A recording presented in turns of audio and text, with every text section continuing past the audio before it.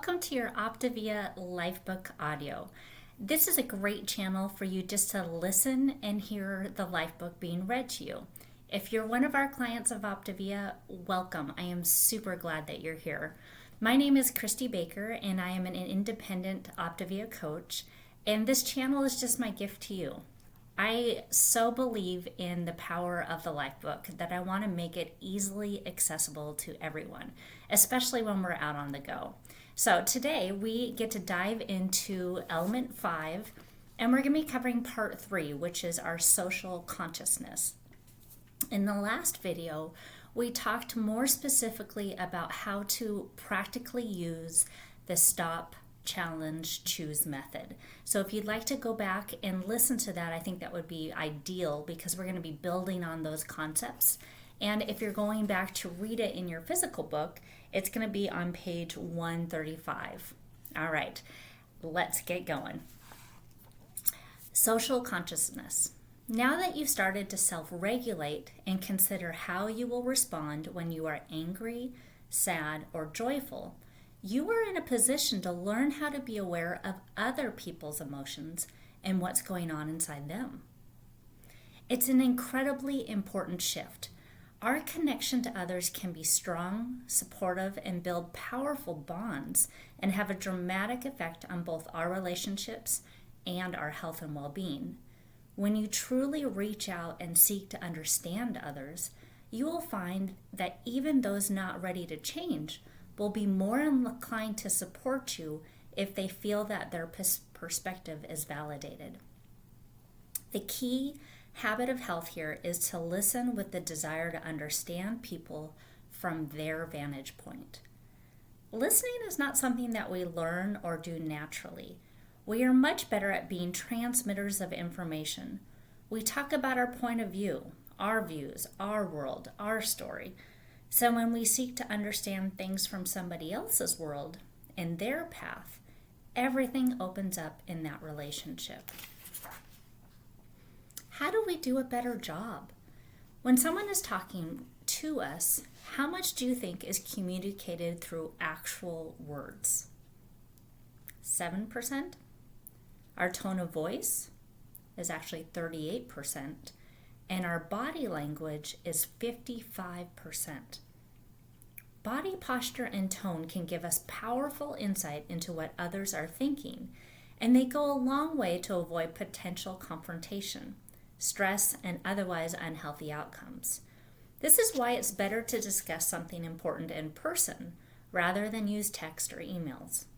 How many times have we either upset someone or been unintentionally rattled by relying on a trivial 7% of words available by text or email?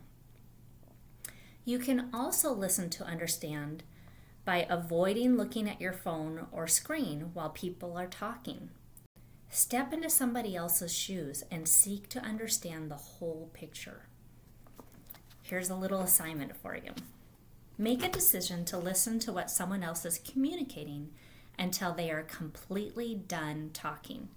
And by that, I mean when they have finished their last syllable, before even formulating your response.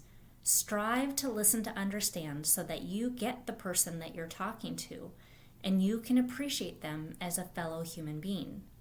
Then, replay what you heard them actually say. Write down some examples, or you can text yourself, of how that changed the conversation or how it has improved your relationships. If you don't have any off the top of your head, make that your goal to practice that the rest of today. Try this with people you are close to as well as with those whom you have some friction. The next section is improving our relationships. One of the critical roles to optimizing our relationships is to become better at managing the difficult ones. These conversations are usually filled with drama and excess stress. They sabotage us more frequently and often than the ones that we have with family members, bosses, coworkers, or anyone that frequents the drama triangle. If we can improve these interactions, it will go a long way to keep life from getting in the way of your day-to-day interactions.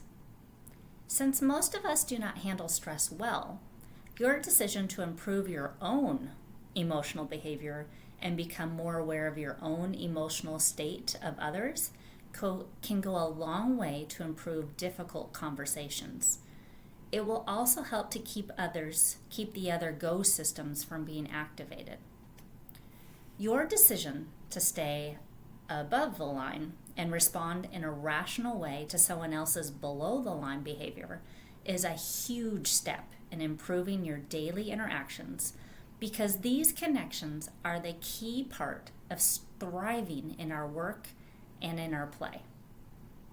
In addition, as you spend more time building stronger relationships beyond infrequent interactions, you will build trust and support. Being open, curious, and wanting to understand and learn from one another's perspective is a powerful demonstration to them that you respect and honor the differences that you have. Take a moment and pick 5 people who are the most important in your life and who you would like to improve your connection with. Go ahead and text those 5 names to yourself. How will improving these relationships affect your health and well-being? Our connections with people that come into our daily life have a profound effect on our mood, our productivity, our health, and well-being. I know you probably didn't expect to spend so much time discussing this area in your life book, but our emotional and relationship soundness is a powerful habit of health that we will be talking and writing about daily as you build your new story. By taking responsibility for these critical relationships, you are building a platform to make life happen through you with less chance of derailment. Since you are most influenced by the people you hang out with at home, work, and play, the more you can be a positive influence on them, the greater chance there is a ripple effect on all of your lives.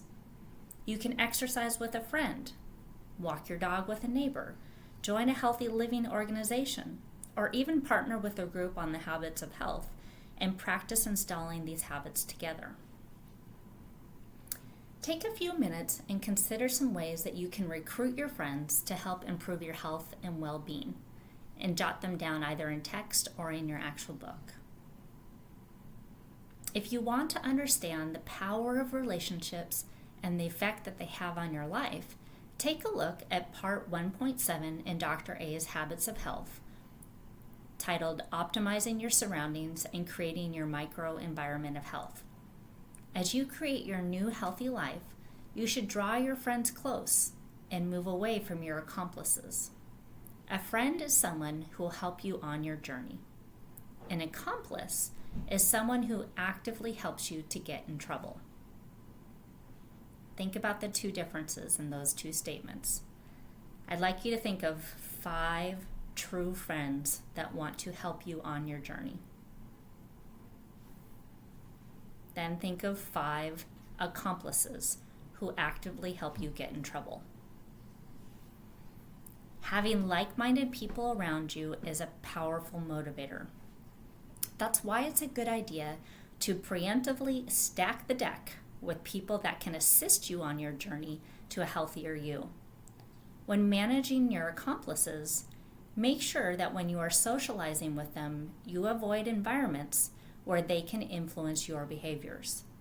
It may be better to take a break from them until your habits are installed and you are stronger. Your decision to change your health and improve your well-being is life-changing, but only if you're willing to take responsibility and make some secondary choices that may seem hard right now. However, I promise it will pay dividends down the line. It's important to understand that your authorship of this story of your health and well-being will occur in a series of small steps or chapters. They will unfold with feedback, practice, and coaching, like a seed planted today that will grow over time. I heard a great quote the other day. It said, "Show me your friends, and I'll show you your future." That's going to be my parting thought for you today.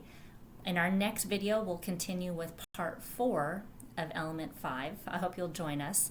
If you could just take a small minute and click the like button below and push the subscribe so you know when the next video is going to be coming out. Thanks for joining me today.